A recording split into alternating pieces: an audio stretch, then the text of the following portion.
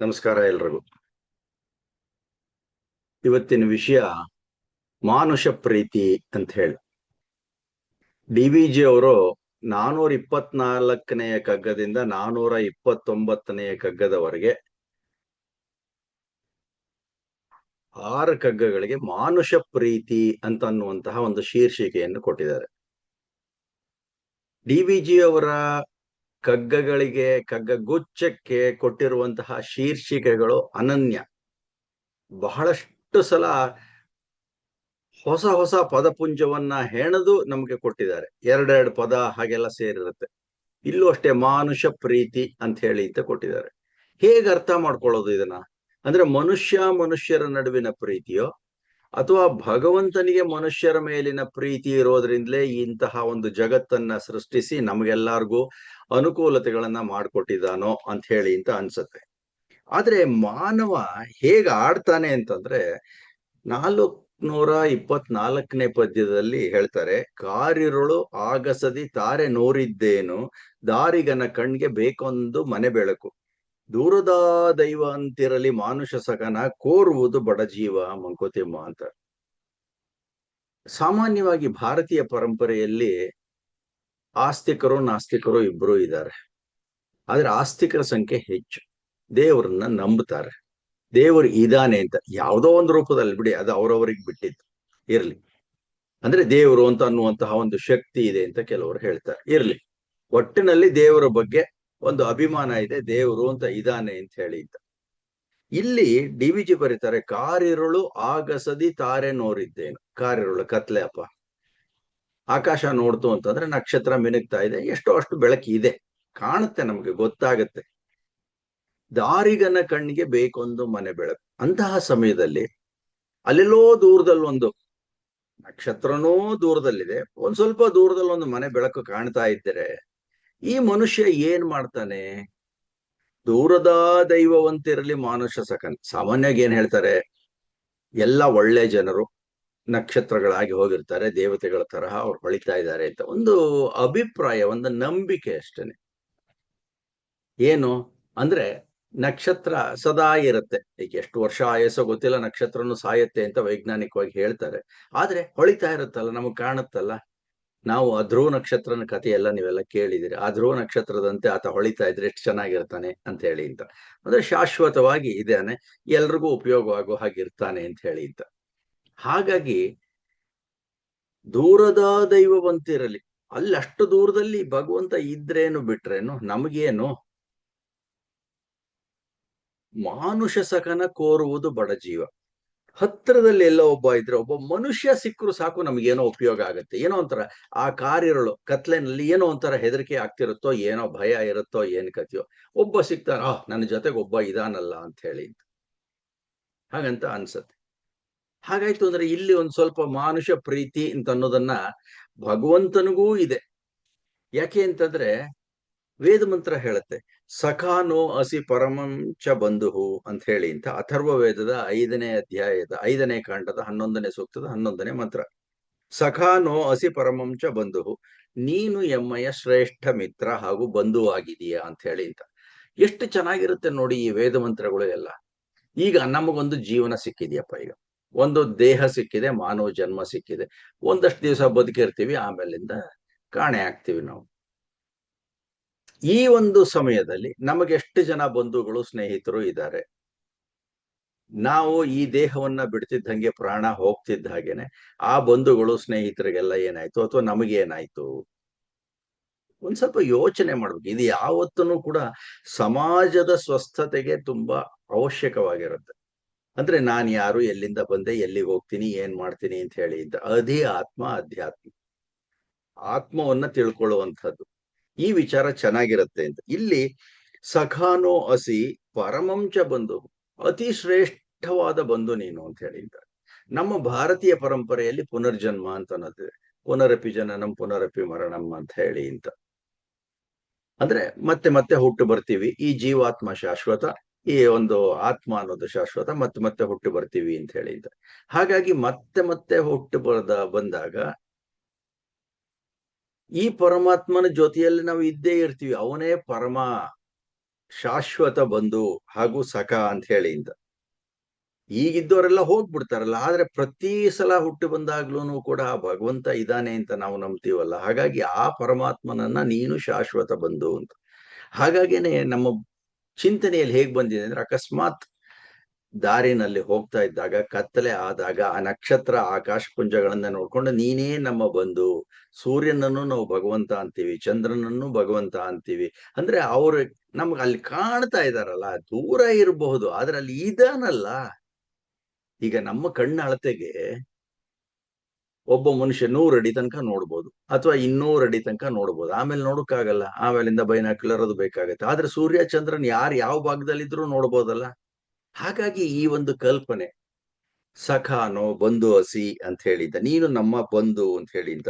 ಅಂದ್ರೆ ಎಷ್ಟು ಜನ್ಮ ಆಗಿದೆಯೋ, ಎಷ್ಟೆಷ್ಟು ಸಲ ಹುಟ್ಟು ಬಂದಿದೆಯೋ, ಆದ್ರೂ ಕೂಡ ಈ ಪರಮಚೇತನ ನಮ್ಮ ಶಾಶ್ವತ ಬಂಧು ಅಂತ ಅನ್ನೋದನ್ನ ನಾವು ಅರ್ಥ ಮಾಡ್ಕೊಳ್ಳಿಲ್ವಲ್ಲ. ಅದು ನಿಜವಾಗ್ಲೂ ಸ್ವಲ್ಪ ಖೇದ ಅಂತ ಅನ್ಸುತ್ತೆ. ಇನ್ನಾದ್ರೂ ಕೂಡ ನಾವು ಸೋತಿಲ್ಲ, ಜಾಗೃತರಾಗೋಣ ಅಂತ ಹೇಳಿ ಅಂತ ಸಖಾನೋ ಹಸಿ ಪರಮಂಚ ಬಂಧು ಅಂತ ಹೇಳಿ ಇರ್ಲಿ. ಯಾಕೆ ಭಗವಂತನನ್ನ, ಈಗ ನಾನು ಆಗ್ಲೇ ಹೇಳ್ದಂಗೆ ಈ ಮಾನುಷ ಪ್ರೀತಿ ಅಥವಾ ಜೀವಸ್ಪಂದನ ಅಂತ ಹೇಳಿ ಅಂತ, ಈ ಜೀವಸ್ಪಂದನ ಒಂದಕ್ಕೊಂದು ಪೂರಕವಾಗಿರ್ಬೇಕು. ಇದು ಭಗವಂತ ಮತ್ತು ಮಾನವನ ನಡುವೆಯೋ ಅಥವಾ ಮನುಷ್ಯ ಮತ್ತು ಮನುಷ್ಯರ ನಡುವೆಯೋ ಅಂತ ಹೇಳಿ ಅಂತ ಯೋಚನೆ ಮಾಡ್ಬೇಕಾಯ್ತು. ಎರಡೂ ಸರಿನೇ ಅಂತ ಅನ್ಸುತ್ತೆ. ನಮ್ಮ ಜೀವನಕ್ಕೆ, ನಮ್ಮ ಜೀವದ ಸ್ವಸ್ಥತೆಗೆ ಬೇಕಾಗಿರುವಂತದ್ದು ಎರಡೂ. ಹಾಗಾಗಿ ಡಿ ವಿ ಜಿ ಅವರು ಯಾವ ತರಹದಲ್ಲಿ ನಮಗೆ ಈ ಒಂದು 4-5 ಕಗ್ಗ ಗುಚ್ಛವನ್ನ ಸೇರಿಸಿ ಕೊಟ್ಟಿದ್ದಾರೆ ಅಂತಂದ್ರೆ, ಹರಿಗೆ ನಿನ್ನ ಅನುರಾಗವೆಲ್ಲವನ್ನು ಸಲ್ಲಿಸನೆ, ಮರುನುಡಿಯ ನುಡಿವನೇನ್ ಒಡಲ ತೋರನದನು, ಪರಿತಪಿಸುವುದು ಜೀವ ಜೀವ ರಸವನ್ನೆಳಸಿ, ನರಧರ್ಮ ಸೂಕ್ಷ್ಮವಿದು ಮಂಕುತಿಮ್ಮ ಅಂತಾರೆ. ನೋಡಿ ಹೇಗೆ ಒಂದು ಕಟ್ಟಿಕೊಡ್ತಾರೆ ಒಂದು ವಿಷಯವನ್ನ ಅಂತಂದ್ರೆ, ಮಾನುಷ ಪ್ರೀತಿ. ಹರಿಗೆ ತನ್ನ ಅನುರಾಗವೆಲ್ಲವನ್ನು ಸಲ್ಲಿಸನೆ, ಭಗವಂತನಿಗೆ ನಾವು ಪೂಜೆ ಮಾಡ್ತೀವಿ, ಆರಾಧನೆ ಮಾಡ್ತೀವಿ, ಎಲ್ಲವನ್ನೂ ಮಾಡ್ತೀವಿ ನಾವು. ಅಂದ್ರೆ ಭಗವಂತ ಇದ್ದಾನೆ ಅಂತ ಆ ಒಂದು ಸಮಯದಲ್ಲಿ ನಾವು ನಮ್ಮ ಮನಸ್ಸನ್ನ ನಮ್ಮ ಕಂಟ್ರೋಲ್ ಅಲ್ಲಿ ಇಟ್ಕೊಂಡು, ನಮ್ಮ ಹಿಡಿತದಲ್ಲಿ ಇಟ್ಕೊಂಡು ಏನೋ ಒಂದು ತರಹದ ಆನಂದವನ್ನ ನಾವು ಪಡಿತೀವಿ. ಅದು ಬೇಕು. ಪ್ರತಿ ದಿನ ಮಾನವನಿಗೆ ಅಂತಹ ಒಂದು ಭಗವಂತನ ಸಾನ್ನಿಧ್ಯ ಒಂದು ಸ್ವಲ್ಪ ಹೊತ್ತು ಬೇಕೇ ಬೇಕು. ಮರು ನುಡಿಯ ನುಡಿವನೇನ್ ಒಡಲ ತೋರನದನು ಅಂತ ಹೇಳಿ, ಅವನೇನಾದ್ರೂ ಪ್ರತಿಸ್ಪಂದನ ಮಾಡ್ತಾನೇನೋ? ಭಗವಂತನು ಜೀವಾತ್ಮನೇ, ಅವನು ಪರಮಾತ್ಮ, ಅವನು ಏನಾದ್ರೂ ಆ ಸ್ಪಂದನ ಕೊಡ್ಬೋದಲ್ಲ, ನಮ್ಗೇನಾದ್ರೂ ಉತ್ತರ ಹೇಳ್ತಾನ? ಇಲ್ಲ. ಪರಿತಪಿಸುವುದು ಜೀವ ಜೀವ ಜೀವ ರಸವನ್ನೆಳಸಿ ಅಂತ. ಈಗ ನಾವು ಸಂಘಜೀವಿ, ಮಾನವ ಒಬ್ಬನೇ ಇರೋದಕ್ಕೆ ಸಾಧ್ಯವೇ ಇಲ್ಲ, ಅದು ಬಲು ಕಷ್ಟ. ಅದು ಅಂದ್ರೆ ಪರಿತಪಿಸುವುದು ಜೀವ ಜೀವ ಸರಸವನ್ನೆಳಸಿ, ಅಂದ್ರೆ ಒಂದು ಜೀವಾತ್ಮ ಇದ್ರೆ ಚೆನ್ನಾಗಿರುತ್ತೆ ಅಂತ ಹೇಳಿ. ಅದು ಯಾವುದು ಬೇಕಾದ್ರೂ ಆಗಿರ್ಬೋದು. ಇನ್ನೊಂದು ಪದ್ಯದಲ್ಲಿ ತುಂಬಾ ಚೆನ್ನಾಗಿ ಹೇಳ್ತಾರೆ ಡಿ ವಿ ಜಿ ಅವರು, ಆ ಪ್ರತಿಸ್ಪಂದನ ಇಲ್ಲದೆ ಇತ್ತು ಅಂತಂದ್ರೆ ಏನು ಉಪಯೋಗ? ನರಸೂಕ್ಷ್ಮ ಧರ್ಮವಿದು. ಆದರೂ ಕೂಡ ನಾವು ಭಗವಂತನನ್ನ ನಾವು ಪರಮ ಬಂಧು, ಸಖಾನೋ ಹಸಿ ಪರಮಂಶ ಬಂಧು ಅಂತ ಹೇಳಿ ಅಂತ ಅನ್ಕೋತೀವಿ. ಅಂದ್ರೆ ಇದ್ರ ಮರ್ಮವನ್ನು ಅರಿಯಲಾರದೆ ನಾವು ತೊಳೆದಾಡ್ತಿದೀವೇನೋ ಅಂತ ಹೇಳಿ. ಅವಾಗ ಏನ್ ಮಾಡ್ತೀವಿ? ಅಕಸ್ಮಾತ್ ಡಿ ವಿ ಜಿ ಮುಂದುವರೆದು ಹೇಳ್ತಾರೆ, ಮನುಜ ರೂಪದಿನ ಆದರವನ್ನು ಪಡೆಯದ ಹೃದಯ, ಅನುರಾಗವನ್ನು ಬಿಡಾಲಕೋ ಶುಕಕೋ ಕಪಿಗೋ ಶುನಕಕೋ ಸುರಿದದರ ಮಾರ್ದನಿಯ ನಾಲಿಪುದು, ತಣಿವು ಜೀವಸ್ವರದೆ ಮಂಕುತಿಮ್ಮ ಅಂತ. ಕೆಲವರು ಇರ್ತಾರೆ, ನನಗೆ ಯಾರು ಬೇಡಪ್ಪ, ಮಾನವನ ಸಹವಾಸ ಬೇಡ ಅಂತ ಹೇಳಿ ಅಂತ. ಈಗ ಎಷ್ಟೋ ಜನ ಇದಾರೆ, ನಾವು ನೋಡ್ತಾ ಇದೀವಿ. ನಾನು ಪ್ರತ್ಯಕ್ಷವಾಗೂ ನೋಡಿದೀನಿ, ಆರ್ಟಿಕಲ್ಗಳಲ್ಲಿ, ಪೇಪರ್ಗಳಲ್ಲಿ ಎಲ್ಲ ಬರಿತಾ ಇದ್ದಾರೆ. ಯಾರಿಗೂ ಕೆಲವರಿಗೆ ಮಕ್ಕಳೇ ಬೇಡ, ನಾಯಿನೋ ಬೆಕ್ಕನ್ನೋ ಗಿಳಿನೋ ಸಾಕೊಂಡು ಅದರಲ್ಲೇ ಜೀವನವನ್ನ ಕಳೀತಾರೆ. ಅಂದ್ರೆ ಆ ಪ್ರೀತಿ, ಆ ಸಖ್ಯ ಎಲ್ಲವನ್ನೂ ಕೂಡ ಅದರಲ್ಲೇ ಕಾಣ್ಕೋತಾರೆ. ಅದಕ್ಕೆ ಡಿ ವಿ ಜಿ ಬರ್ದಿದ್ದಾರೆ, ಮನುಜ ರೂಪದಿನ ಆದರವನ್ನು ಪಡೆಯದ ಹೃದಯ. ಈ ಮಾನವನ ಶರೀರ ರೂಪಿಯಾಗಿ ಪಡೆಯದಂತಹ ಪ್ರೀತಿ, ವಿಶ್ವಾಸ ಏನು ಬೇಕಾದ್ರೂ ಇರ್ಬೋದು, ಅದು ಅನುರಾಗವನ್ನು ಬಿಡಾಲಕೋ ಶುಕಕೋ ಕಪಿಗೋ ಅಂತ ಹೇಳಿ ಅಂತ ಹೇಳ್ತಾರೆ. ಅಂದ್ರೆ ಯಾವುದೋ ಒಂದು ಪ್ರಾಣಿ ಪಕ್ಷಿಗೆ ತನ್ನ ಅನುರಾಗ, ಪ್ರೀತಿ, ಪ್ರೇಮವನ್ನೆಲ್ಲದನ್ನು ಕೂಡ, ಏನು ಪ್ರೀತಿ ತೋರಿಸ್ತಾರೆ ಒಂದು ನಾಯಿ ಮೇಲೆ ಅಥವಾ ಒಂದು ಬೆಕ್ಕಿನ ಮೇಲೆ ಅಥವಾ ಒಂದು ಗಿಣಿ ಮೇಲೆ ಅಂತಂದ್ರೆ, ನಿಜವಾಗ್ಲೂ ಇದೇ ಪ್ರೀತಿ, ಪ್ರೇಮ, ವಿಶ್ವಾಸ, ಅನುರಾಗವನ್ನ ಮನುಷ್ಯರ ನಡುವೆ ಇದ್ದಿದ್ರೆ ನಿಜವಾಗ್ಲೂ ಆ ಸಮಾಜ ಅಥವಾ ಆ ಸಂಸಾರ ಅದು ಯಾವ ಮಟ್ಟವನ್ನು ಮುಟ್ತಿತ್ತು ಅಂತ ಹೇಳಿ ಅಂತ ಅನ್ಸುತ್ತೆ. ಇದು ನರಧರ್ಮ ಸೂಕ್ಷ್ಮವಿದು ಮಂಕುತಿಮ್ಮ ಅಂತ ಹಿಂದಿನ ಕಗ್ಗದಲ್ಲಿ ಹೇಳಿದ್ರು.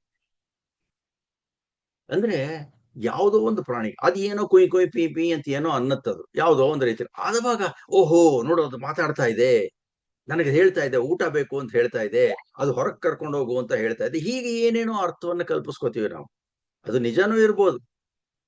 ಪ್ರತಿ ದಿವಸ ಅದೇ ತರದ್ದ ಕೊಯ್ ಕೊಯ್ ಅಂತ ಶಬ್ದ ಮಾಡ್ತಾ ಇತ್ತು ಅಂತಂದ್ರೆ ನಮ್ಗೆ ಹೌದು ಅಂತ ಹೇಳಿ ಅಂತ ಅನ್ಸತ್ತೆ, ಹೊರಗೆ ಕರ್ಕೊಂಡು ಹೋಗ್ಬೇಕು ಅಂತ.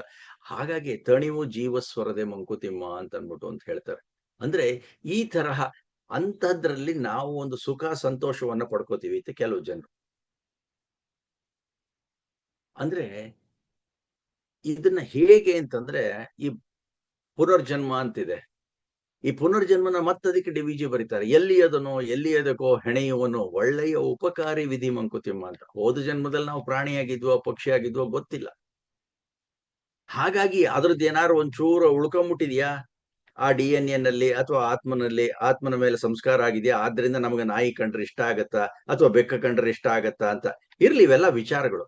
ಹಾಗಾಗಿ ಈ ಪ್ರೀತಿ ವಿಶ್ವಾಸ ಅನ್ನೋದನ್ನ ಹೇಗೆ ಡಿವಿಜಿ ಅವ್ರು ಹೇಳ್ತಾರೆ ಮುಂದಿನ ಕಗ್ಗದಲ್ಲಿ ಅಂತಂದ್ರೆ, ಮಾತೆ ಒಲೋ ಪಿತನ ಒಲೋ ಪತಿಯ ಒಲೋ ಸತಿಯ ಒಲೋ ಭ್ರಾತ ಸಖರ ಓಲೋ ಪಾತ್ರವೊಂದಕ್ಕೆ ತಾಂ ಕಾತರಿಸುತ್ತಿಹುದು ತನ್ನೆಲ್ಲವನ್ನು ಮುಡುಪು ಕೊಡೆ ಪ್ರೀತಿಯ ಹುಚ್ಚು ಚಟ ಮಂಕುತಿಮ್ಮ ಅಂತಾರೆ.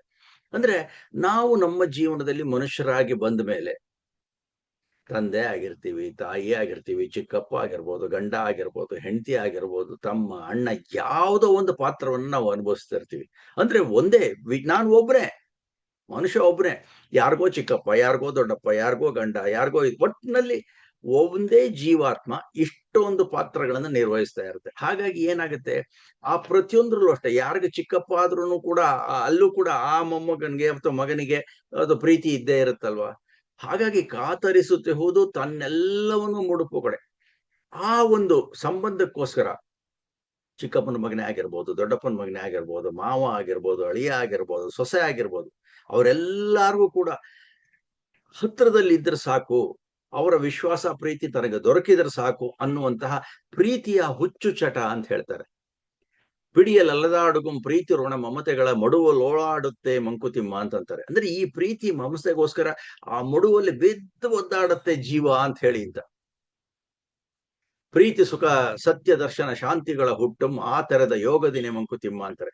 ಇದು ಹೇಗೆ ಹುಟ್ಟುತ್ತೆ ಈ ತರ ಪ್ರೀತಿ ವಿಶ್ವಾಸ ಗೊತ್ತಾಗಲ್ಲ. ಕೆಲವ್ರನ್ನ ಕಂಡ್ರೆ ನಮ್ಗೆ ಇಷ್ಟ ಆಗಲ್ಲ, ಅಷ್ಟೊಂದು ಪ್ರೀತಿ ವಿಶ್ವಾಸ ಇರಲ್ಲ. ಆದ್ರೆ ಯಾರನ್ನೋ ಕಂಡ್ರೆ ಪ್ರೀತಿ ವಿಶ್ವಾಸ, ಸಂಬಂಧ ಇರುತ್ತೋ ಬಿಡುತ್ತೋ, ಹೀಗೆಲ್ಲ ಇದೆ. ಅಂದ್ರೆ ಪ್ರೀತಿಯಿಂದನು ಒಲಿಸಿ ನೀತಿಯಲ್ಲಿ ಶಿಕ್ಷಿಸುವುದು ಆತ್ಮದ ನೆಮ್ಮದಿಗೆ ಮಂಕುತಿಮ್ಮ ಅಂತ ಇನ್ನೊಂದ್ ಕಡೆ ಹೇಳ್ತಾರೆ. ಅಂದ್ರೆ ಇದೊಂಥರ ಇದ್ದೇ ಇರುತ್ತೆ. ಈ ಪ್ರೀತಿಯ ಹುಚ್ಚು ಚಟ ಹೇಗಾಗತ್ತೆ, ಅದು ಅತಿ ಹೆಚ್ಚಾಗ್ಬಿಟ್ರೆ ಯಾವ ತರ ಆಗುತ್ತೆ ಅನ್ನೋದಕ್ಕೆ ಡಿವಿಜಿ ಮತ್ತೆ ಇನ್ನೊಂದ್ ಕಡೆ ಹೇಳ್ತಾರೆ ಅವರು. ನಿಜವಾಗ್ಲೂ ಒಂದು ಹೆಜ್ಜೆ ಹೆಜ್ಜೆಯಾಗಿ ಹೇಗೆ ತಗೊಂಡು ಹೋಗ್ತಾರೆ ವಿಷಯವನ್ನ ಅಂತಂದ್ರೆ ನಿಜವಾಗ್ಲೂ ಅರ್ಥ ಮಾಡ್ಕೋಬೇಕು ನಾವು. ಪ್ರೇಮ ಕನಲೆ ಪಿಶಾಚಿ ತೃಪ್ತಿ ಅಂತಿರೆ ಲಕ್ಷ್ಮಿ ಬ್ರಾಹ್ಮಿಪುದದು ಪ್ರೀತಿ ಪ್ರೇಮ ಯಾಚನೆಗಳು ಮಾಮಕವಿಂದೆ ಆವುದಕ್ಕೋ ತಾನೇ ಬಲಿ ಹೋಗಿ ಶಾಮನವನುಂದುವುದು ಮಂಕುತಿಮ್ಮ ಅಂತಾರೆ. ಈ ಪ್ರೇಮ ಕನಲೆ ಪಿಶಾಚಿ, ಸರಿಯಾದ ಪ್ರತಿಸ್ಪಂದನ ಸಿಗದೆ ಇದ್ರೆ, ನಾನು ಅಷ್ಟು ಪ್ರೀತಿ ಕೊಟ್ಟಿದ್ದೀನಿ ಆ ಕಡೆಯಿಂದ ಅಷ್ಟೊಂದು ಪ್ರೀತಿ ಬರ್ಲಿಲ್ವಲ್ಲ ಅಂತ ಪಿಶಾಚಿ ಅಂತ ನಮ್ಮ ಏನಾದ್ರೂ ಅರ್ಥ ಮಾಡ್ಕೊಳ್ಳಿ. ಆ ತರ ಆಗ್ಬಿಡುತ್ತೆ. ಪ್ರೀತಿ ಸಿಗದಿದ್ದ ಪರಿಸ್ಥಿತಿಯಲ್ಲಿ ಅನಾಹುತಗಳಾಗೋಗುತ್ತೆ ಅಂತ. ತೃಪ್ತಿ ಸಿಕ್ತು ಅಂತಂದ್ರೆ ಲಕ್ಷ್ಮಿ, ಆಹಾ, ಏನನ್ನಾದ್ರೂ ಕೊಡಲು ಸಿದ್ಧವಾಗುತ್ತದು. ಅದೊಂದು ಪ್ರೀತಿಯ ವಿಶ್ವಾಸ ಆ ತರದ್ದಿತ್ತು ಅಂತಂದ್ರೆ, ಅಂದ್ರೆ ತೃಪ್ತಿ ಅಂತ ಹೇಳಿ ಅಂತ. ಇದೊಂಥರ ಹೇಗೆ, ಯಾರನ್ನ ಹೇಗೆ ಭಾವಿಸೋದು, ಯಾರಿಗಾಗಿ ನಾವು ಸಮರ್ಪಿಸ್ಕೊಳ್ಳೋದು ಅಂತ ಒಂಥರ ಗೊತ್ತಾಗಲ್ಲ. ಒಂದು ಹಂತವನ್ನು ಮುಟ್ಟುತ್ತೆ, ಆದ್ರೆ ಕೊನೆಗೆ ಶಾಂತಿಯನ್ನ ಪಡೆದುಕೊಳ್ಳುತ್ತೆ ಅಂತ ಹೇಳಿದ್ದು. ಅದಕ್ಕೋಸ್ಕರನೇ ಡಿವಿಜಿ ಮತ್ತೆ ಹೇಳ್ತಾರೆ, ಬಂಧನವದೇನಲ್ಲ ಜೀವ ಜೀವ ಪ್ರೇಮ ಒಂದೇ ನೀಲೆ ಜೀವವರೆ ಬೆರೆತರಳೆ ಪೂರ್ಣ ದಂದುಗುವನ್ನ ಅರೆಗೈದು ಸಂತಸವ ನಿಮ್ಮಡಿಪ ಬಾಂಧವ್ಯ ದೈವ ಕೃಪೆ ಮಂಕುತಿಮ್ಮ ಅಂತ. ಕೊನೆಗೆ ಒಂಥರ ನೀತಿ ನಿರ್ಣಯವೋ ಅಂತ ಅನ್ನೋ ಹಾಗೆ ಹೇಳ್ತಾರೆ. ಬಂಧನವದೇನಲ್ಲ ಜೀವ ಜೀವ ಪ್ರೇಮ. ನಾವು ಈ ಸಂಸಾರದಲ್ಲಿರೋದು ಚಿಕ್ಕಪ್ಪ ದೊಡ್ಡಪ್ಪ ಎಲ್ಲಾರ ಜೊತೆ ಇರೋದು, ಹೆಂಡತಿ ಗಂಡ ಮಕ್ಕಳು ಮೊಮ್ಮಕ್ಕಳು ಎಲ್ಲಾರ ಜೊತೆನೂ ಇರೋದು, ಆ ತರ ಇರೋದು ತುಂಬಾ ಚೆನ್ನಾಗಿರುತ್ತೆ ಅಂತ ಹೇಳಿ ಅಂತ. ಅಂದ್ರೆ ಅದು ಬಂಧನ ಅಂತ ಅನ್ಬಿಟ್ಟು ಅಂತ ಏನ್ ಅನ್ಕೋಬೇಕಾಗಿಲ್ಲ ಅಂತ ಹೇಳಿ ಅಂತ, ಆ ತರ ಏನಲ್ಲ ಅಂತ ಹೇಳಿ ಅಂತ. ಅದು ಏನ್ ಹೇಳ್ತಾರೆ ಅಂದ್ರೆ, ಒಂದೇ ನೀಲೆ ಜೀವವು ಅರೆ ಬೆರೆತೆರಳೆ ಪೂರ್ಣ. ಒಂದೇ ಇತ್ತು, ಒಬ್ನೇ, ನಾನು ಒಬ್ನೇ ಇದ್ದೀನಿ, ನನಗೊಬ್ಬಕ್ಕೆ ಸಾಕು, ನಾನು ಹಾಯಾಗಿದ್ದೀನಿ, ಏನ್ ಬೇಕೋ ಮಾಡ್ಕೋಬಹುದು. ಬೆಳಿಗ್ಗೆ 8ಕ್ಕೆ ಬೇಕಾದ್ರೂ ಹೇಳ್ಬೋದು, 10ಕ್ಕೆ ಬೇಕಾದ್ರೂ ಹೇಳ್ಬೋದು, ಎಲ್ಲೋ ಹೋಗಿ ಏನೋ ತಿನ್ಕೊಂಡ್ಬರ್ಬೋದು, ಮಲ್ಕೋಬಹುದು, ಯಾರು ಕೇಳೋರಿಲ್ಲ. ಅದು ಒಂಥರ ಜೀವನ ಅಂತ ಅನ್ಸುತ್ತೆ. ಅದು ಸ್ವೇಚ್ಛೆ ಅಂತ ಅನ್ಸುತ್ತೆ. ಅದು ಸ್ವಚ್ಛಂದ ಹೆಂಗ್ ಬೇಕಾದ್ರೂ ಇರ್ಬೋದು, ಆದ್ರೆ ಅದು ಒಂದೇ ನೀಲೆ ಬೇರೆ ತರಳೆ ಪೂರ್ಣ ಇಂದ್ರ ಜೊತೆಗೆ ಸೇರ್ಕೊಂಡಾಗ ಅದು ಸಂಪೂರ್ಣವಾಗುತ್ತೆ. ಏನೋ ಒಂದು ತರಹದ ಆನಂದ ನಮ್ಗೆ ಸಿಗುತ್ತೆ ಅಂತ. ದಂದುಗವನ್ ಅರೆಗೈದು ಅಂತ ಹೇಳಿ ಅಂತ ಹೇಳ್ತಾರೆ. ದಂದುಗವನ್ ಅರೆಗೈದು ಸಂತಸವ ನಿಮ್ಮಡಿಪ ಅಂತ ಹೇಳಿದ್ದ. ಏನೋ ಮಾನವ ಜನ್ಮ ಹುಟ್ಟಿದಾಗ ಕಷ್ಟ ಕೋಟ್ಲೆಗಳು ಬೇಕಾದಷ್ಟು ಇರುತ್ತೆ. ಅದನ್ನ ಅರ್ಧ ಮಾಡ್ಕೊಂಡಂಗೆ ನಾವೇ ಅರ್ಧ ಮಾಡ್ಕೊಂಡಂಗೆ ಮಾಡ್ತು ಅಂತಂದ್ರೆ ಸಂತಸ ಇಮ್ಮಡಿ ಆಗತ್ತೆ ಅಂತ. ಈ ತರ ಅಷ್ಟೊಂದು ಇರಬಾರ್ದು ಅಂತ ಹೇಳಿ ಅಂತ. ಹಾಗಾಗಿ ಬೇಕಾದಷ್ಟು ವೇದ ಮಂತ್ರಗಳು ಸಿಗುತ್ತೆ ನಮ್ಗೆ. ಎತ್ರ ಸೌಹಾರ್ದಾಹ ಸುಕೃತೋ ಮದಂತಿ ವಿಹಾಯ ರೋಗಂ ತನ್ವಸ್ವಾಯಾಹ ಅಶ್ಲೋಣ ಅಂಗೈರತ್ರ ಅಂಗೈರಹೃತ ಸ್ವರ್ಗೇ ತತ್ರ ಪತ್ರ ಪಶ್ಯೇಮ ಪಿತರೋಚ ಪುತ್ರಾನ್ ಅಂತ ಹೇಳಿ ಅಂತ. ಅಂದ್ರೆ ಅಂಗೈಯಲ್ಲಿದೆ ಸ್ವರ್ಗವನ್ನೇ ಮಾಡ್ಕೊಳ್ಳೋದಕ್ಕೆ. ಪತಿ ಪುತ್ರ ಮಕ್ಕಳು ಮೊಮ್ಮಕ್ಕಳು ಎಲ್ಲಾರ ಜೊತೆ ಸ್ವರ್ಗವನ್ನ ನಾವು ಮಾಡ್ಕೊಳ್ಳೋಣ ಅಂತ ಹೇಳಿ ಅಂತ. ಒಂದೆರಡು ಕತೆ ಹೇಳ್ಬಿಡ್ತು ಅಂದ್ರೆ ತುಂಬಾ ಚೆನ್ನಾಗಿರುತ್ತೆ ಅಂತ ಹೇಳಿ ಅಂತ ಅನ್ಸುತ್ತೆ. ನಡೆದಂತಹ ಘಟನೆ ಇದು. ದಕ್ಷಿಣ ಧ್ರುವ ಪ್ರದೇಶಕ್ಕೆ ವಿಜ್ಞಾನಿಗಳ ತಂಡ ಹೋಗಿತ್ತು. ಹಿಮ ಗೆಡ್ಡೆ ಕಟ್ಬಿಟ್ಟಿತ್ತು ಆ ಜಾಗದಲ್ಲಿ ಸಿಕ್ಕಾಕು ಅದೇನೋ ಆಯ್ತು. ಅವಾಗ ಹೋದ್ರು ಹೋಗುವಾಗೆಲ್ಲ ಚೆನ್ನಾಗಿತ್ತು. ಆಮೇಲಿಂದ ಸ್ವಲ್ಪ ದಿವಸ ಆದ ತಕ್ಷಣ ಈಗ ಮೇಲೆ ವಿಮಾನದಲ್ಲಿ ಹೋದಾಗ್ಲೂ ಹಂಗೆ ಆಗುತ್ತೆ. ಏನೋ ವಾತಾವರಣದಲ್ಲಿ ಹವಾಮಾನದಲ್ಲಿ ವೈಪರೀತ್ಯ ಉಂಟಾಗಿ ಮೊನ್ನೆನೋ ಏನೋ ಒಂದು ಅನಾಹುತ ಆಯ್ತು. ಆಗೋದ್ರು ತಪ್ಪಿತು. ಬೇಕಾದಷ್ಟು ಜನ 200 ಜನ ಪ್ರಾಣ ಉಳಿತು. ಇಲ್ಲೂ ಹಾಗೇನೆ ಆತರ ಹೋಗಿದ್ರು. ಹೋದಾಗ ಏನಾಯ್ತು ಅಂತಂದ್ರೆ ಸಿಕ್ಕಾಕೊಂಡ್ಬಿಟ್ರು ಗೆಡ್ಡೆ ಇದಕ್ಕೆ. ಆದ್ರೆ ಅದನ್ನ ಮಾಡ್ಕೊಂಡು ದಕ್ಷಿಣ ಧ್ರುವಕ್ಕೆ ಹೋಗಕ್ ಆಗ್ಲಿಲ್ಲ. ಅಲ್ಲೇ ಇರ್ಬೇಕಾಗಿ ಬಂತು. ಆಹಾರ ಪದಾರ್ಥಗಳು ಖಾಲಿ ಆಗ್ತಾ ಬಂತು. ಆಹಾರದ ಸಪ್ಲೈ ಕೂಡ ಹೇಳಿದ್ರು, SMS ಎಲ್ಲ ಕಳಿಸಿದ್ರು, ಎಲ್ಲಾವುದು ಆಗಿತ್ತು. ಆದ್ರೂ ಕೂಡ ಬರೋದು ಏನೋ ಆಯ್ತು. ಒಂದು ದಿವಸ ರಾತ್ರಿ ಆ ತಂಡದ ನಾಯಕನಿಗೆ ನಿದ್ದೆ ಬರಲಿಲ್ಲ. ನೋಡ್ತಾ ಇದ್ದ, ಗಮನಿಸ್ತಾ ಇದ್ದ ಯಾರ್ಯಾರು ಏನೇನ್ ಮಾಡ್ತಾರೆ ಅಂತ. ಯಾಕೆಂದ್ರೆ ಆಹಾರ ಕಮ್ಮಿ ಆಗ್ತಾ ಬಂದಿತ್ತಲ್ಲ ಅಂತ. ಎಷ್ಟೋ ಅಷ್ಟು ಇದ್ದಿದ್ರನ್ನ ಹಂಚ್ಕೊಂಡು ತಿಂತಾ ಇದ್ರು. ಬಿಸ್ಕತ್ ಪ್ಯಾಕೆಟ್, ಬ್ರೆಡ್ ಆ ಥರದ್ದೆಲ್ಲ ಇತ್ತು ಒಂದಷ್ಟು.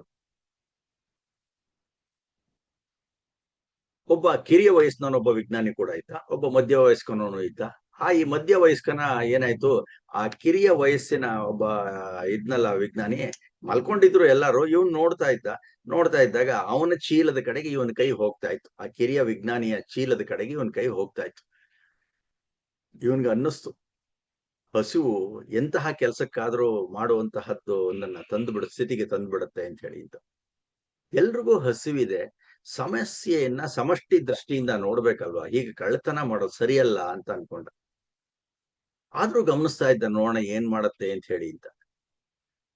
ಸೂಕ್ಷ್ಮವಾಗಿ ಗಮನಿಸಿದ ಮೇಲೆ ಗೊತ್ತಾಯ್ತು ಅವನಿಗೆ, ಅಯ್ಯೋ ಎಂತಹ ತಪ್ಪು ಮಾಡ್ಬಿಟ್ನಲ್ಲ ನಾನು ಅಂತ. ಹೇಗೋ ಈ ಮಧ್ಯ ವಯಸ್ಸು ಹೆಚ್ಚಾಗೊಮ್ಮೆ ವಯಸ್ಸಾಗ್ತಾ ಬಂದಿದ್ನಲ್ಲ, ನಾವು ಏನೋ ಅನ್ಕೊಂಬಿಟ್ಟಿದ್ನೋ ಏನೋ, ನಾನ್ ಹೇಗೋ ಸತ್ತೋಗ್ತೀವಿ ನಾವು. ಆದ್ರೆ ಈ ಕಿರಿಯ ವಯಸ್ಸಿನವನಿದಾನಲ್ಲ, ಅವನಾದ್ರೂ ಉಳ್ಕೊಳ್ಳಿ ಅಂತ ತನಗೂ ಕೊಟ್ಟಿದ್ದ ಬಿಸ್ಕತ್ ಪ್ಯಾಕೆಟ್ ಅನ್ನ ಮೆತ್ತಗೆ ತೆಗೆದು ಆ ರಾತ್ರಿನಲ್ಲಿ ಅವನು ಅಲ್ಲಿ ಅವನ ಬ್ಯಾಗ್ಗೆ ಹಾಕ್ತಾ ಇದ್ದ. ಇದು ನಿಜವಾಗ್ಲೂ ಎಂತಹ ಮಾನುಷ ಪ್ರೀತಿ ಅಂತ ಹೇಳಿ ಅಂತ ಅನ್ಸುತ್ತಲ್ವಾ. ನಿಜವಾಗ್ಲೂ ಒಂಥರ ಹೇಗೆ ಹೇಳ್ಬೇಕು ಅಂತ ಅನ್ನೋದಕ್ಕೆ ಇನ್ನೊಂದು ಕತೆ. ಒಬ್ಬ ವೃದ್ಧ ಮಹಿಳೆ ಇದ್ಲು. ಹೊರಗಿನ ಮನೆ ಹೊರಕ್ಕೆ ಬಂದ್ಲು. ಹೊರಗೆ ಬಂದು ನೋಡ್ತಾಳೆ, ಜಗ್ಲಿನಲ್ಲಿ 3 ಜನ ಕೂತಿದ್ದಾರೆ. ಆಶ್ಚರ್ಯ ಆಗ್ಬಿಡ್ತು, ಇದೇನ್ 3 ಜನ ಕೂತಿದಾರಲ್ಲ, ಹಸಿವಾಗಿದೆಯೇನೋ ಬಂದಿದ್ದಾರೆ ಅಂತ. ಒಳಗ್ ಬನ್ನಿ, ಊಟಕ್ಕೆ ಏನಾದ್ರು ಅಥವಾ ತಿಂಡಿಗೆ ಏನಾದ್ರು ಕೊಡ್ತೀನಿ ಅಂತ ಅಂದ್ಲು. ನಿಮ್ಗೆ ನನ್ಗೆ ನಿಮ್ಮ ಪರಿಚಯ ಇಲ್ಲ ಅಂತ. ಆಗ ಅವ್ರುಗಳ ಪರಿಚಯ ಮಾಡ್ಕೊಂಡ್ರು 3 ಜನ. ನಾನು ಐಶ್ವರ್ಯ, ಇವಳು ಯಶಸ್ಸು, ಅವಳು ಪ್ರೀತಿ ಅಂತ ಹೇಳಿದ್ರು. ಐಶ್ವರ್ಯ, ಯಶಸ್ಸು, ಪ್ರೀತಿ ಅಂತ. ನಮ್ಮಲ್ಲಿ ಯಾರಾದ್ರೂ ಒಬ್ರನ್ನ ನೀವು ಆಯ್ಕೆ ಮಾಡಿ ಒಳಕ್ಕೆ ಕರ್ಕೋಬಹುದು. ಉಳಿದವರ ಆಗಮನ ಆ ನಿಮ್ಮ ನಿರ್ಧಾರದ ಮೇಲಿದೆ ಅಂತ ಒಬ್ಳು ಹೇಳಿದ್ಲು. ನೀವು ಯಾರನ್ನ ಒಬ್ರನ್ನ ಕರಿಬಹುದು, ಉಳಿದವರ ಆಗಮನ ಆ ನಿಮ್ಮ ನಿರ್ಧಾರದ ಮೇಲೆ. ಯಾರನ್ನ ಕರಿತಿರೋ, ಐಶ್ವರ್ಯ ಕರಿತಿರೋ, ಯಶಸ್ಸನ್ನು ಕರಿತಿರೋ ಅಥವಾ ಪ್ರೀತಿಯನ್ನು ಕರಿತಿರೋ ಅಂತ. ಈ ವೃದ್ಧ ಮಹಿಳೆ ಒಂದ್ಲು, 1 ನಿಮಿಷ ಇರಿ, ಕೂತಿರಿ ಇಲ್ಲಿ ಬಂದು ಹೋಗ್ಬಿಟ್ಟು ಮನೆ ಒಳಗೆ ಹೋಗಿದ್ಲು. ಅಲ್ಲಿ ಹೋಗಿ ಎಲ್ಲರ ಜೊತೆ ಚರ್ಚೆ ಮಾಡಿದ್ಲು, ಯಾರನ್ನ ಕರಿಯೋಣ, ಹೀಗೆ 3 ಜನ ಬಂದಿದ್ದಾರೆ, ಐಶ್ವರ್ಯ, ಯಶಸ್ಸು, ಪ್ರೀತಿ ಅಂತೆ 3 ಜನ ಹುಡುಗಿರಿದ್ದಾರೆ ಅಂತ. ಮನೆ ಯಜಮಾನ ಹೇಳ್ದ, ಐಶ್ವರ್ಯನ ಕರಿ ಒಳಕ್ಕೆ ಅಂತ ಹೇಳಿದ್ದ. ಹೆಂಡತಿ ಹೇಳಿದ್ಲು, ಯಶಸ್ಸನ್ನ ಕರಿ ಅಂತ. ವಿವೇಕವಂತಳಾದ ಸೊಸೆ ಹೇಳಿದ್ಲು, ಪ್ರೀತಿಯನ್ನ ಕರೀರಿ ಅಂತ. ಈ ವೃದ್ಧೆ ಒಂದು ಸಲ ಯೋಚನೆ ಮಾಡಿದ್ಲು. ಹೊರಕ್ ಹೋಗ್ಬಿಟ್ಟು, ಪ್ರೀತಿ ಬಾಮ್ಮ ಒಳಕ್ಕೆ ಅಂತ ಹೇಳಿ ಅಂತ ಕರೆದ್ರು. ಪ್ರೀತಿ ಮೇಲೆದ್ದು ಹೊಸಲು ದಾಟಿ ಒಳಕ್ಕೆ ಹೋಗ್ತಿದ್ದ ಹೇಗೇನೆ ಯಶಸ್ಸು, ಐಶ್ವರ್ಯ ಕೂಡ ತಾವು ಹಿಂಬಾಲಿಸಿದ್ರು. ಸೊಸೆಗೆ ಅರ್ಥವಾಗಿತ್ತು, ಪ್ರೀತಿ ಇದ್ರೆ ಯಶಸ್ಸು ಹಾಗೂ ಐಶ್ವರ್ಯ ತಾನೇ ತಾನಾಗಿ ಹಿಂಬಾಲಿಸುತ್ತೆ ಅಂತ ಹೇಳಿ ಅಂತ. ಅಂದ್ರೆ ನಿಜವಾಗ್ಲೂ ಇದು ಒಂಥರದ್ದು ಯಾವ ತರ ಅಂತಂದ್ರೆ, ಅದನ್ನ ಪ್ರಾಣಿ ಪಕ್ಷಿಗಳಲ್ಲೂ ಕೂಡ ಕಾಣಬಹುದು. ವಾಟ್ಸಪ್ ಅಲ್ಲಿ ಒಂದು ಕತೆ ಬಂದಿತ್ತು, ಸುಮ್ನೆ ಹಾಗೇನೆ, ನಾಯಿ ಮರಿ ಕಾಣೆಯಾಗಿದೆ ಅಂತ ಹೇಳಿ ಅಂತ. ಯುವ ದಂಪತಿಗಳು, ಅದೇ ಹೇಳಿದ್ನಲ್ಲ, ಪ್ರೀತಿಯನೋ ಕಪಿಗೋ ಶುಕಕ್ಕೋ ಯಾವುದಕ್ಕೋ ಒಂದು ಕೊಟ್ಬಿಟ್ಟು ಮಾರ್ದನಿಯನ್ ಆಲಿಪೋದು ಅಂತ ಹೇಳಿ ಅಂತ, ಪ್ರಾಣಿ ಪಕ್ಷಿಗಳಲ್ಲಿ ಪ್ರೀತಿ ಇಟ್ಟಿರ್ತಾರೆ ಅಂತ. ಆ ತರ ಒಂದು ದಂಪತಿ ನಾಯಿ ಕಾಣೆಯಾಗಿದೆ ಅಂತ ಹೇಳಿ ಅಂತ ಪೇಪರ್ ಅಲ್ಲಿ ಅಡ್ವರ್ಟೈಸ್ಮೆಂಟ್ ಹಾಕಿದ್ರು. ಆಮೇಲಿಂದ ಅದಕ್ಕೆ ಉತ್ತರ ಬಂತು. ಯಾಕೆ ಅಂತಂದ್ರೆ, ಆ ನಾಯಿ ಮರಿ ಆ ಯುವ ದಂಪತಿಗಳ ವೃದ್ಧರಾದ ಮಾತಾಪಿತೃಗಳು ವೃದ್ಧಾಶ್ರಮದಲ್ಲಿದಾರಲ್ಲ, ಅಲ್ಲಿಗೆ ಬಂದಿದೆ ಅಂತ ಹೇಳಿ ಅಂತ. ಅಂದ್ರೆ ಇವರು ತನ್ನ ತಂದೆ ತಾಯಿಗಳನ್ನ ವೃದ್ಧಾಶ್ರಮಕ್ಕೆ ಸೇರಿಸಿದ್ರು, ಅದು ಅಲ್ಲಿ ಹುಡುಕೊಂಡು ಹೋಗಿದೆ ನಾಯಿ ಮರಿ. ಅಂದ್ರೆ ಎಲ್ಲಿ ಪ್ರೀತಿ ಇರುತ್ತೋ ಈ ತರ ಇದೆಲ್ಲ ಹೇಳ್ಬೋದು ನಾವು ಕಥೆಗಳಲ್ಲಿ. ಹಾಗಾಗಿ ಈ ಮಾನುಷ ಪ್ರೀತಿ ಅಂತ ಅನ್ನೋದನ್ನ ನಾವು ಸರಿಯಾಗಿ ಅರ್ಥ ಮಾಡ್ಕೊಂಡ್ಬಿಡ್ತು ಅಂತಂದ್ರೆ ನಮ್ಮ ಜೀವನ ಸಮೃದ್ಧವಾಗಿರುತ್ತೆ, ಸುಖದಾಯಕವಾಗಿರುತ್ತೆ ಅಂತ ಹೇಳ್ತಾ ನನ್ನ ಮಾತಿಗೆ ವಿರಾಮವನ್ನು ನೀಡ್ತೇನೆ. ಧನ್ಯವಾದ ಹಾಗೂ ನಮಸ್ಕಾರ.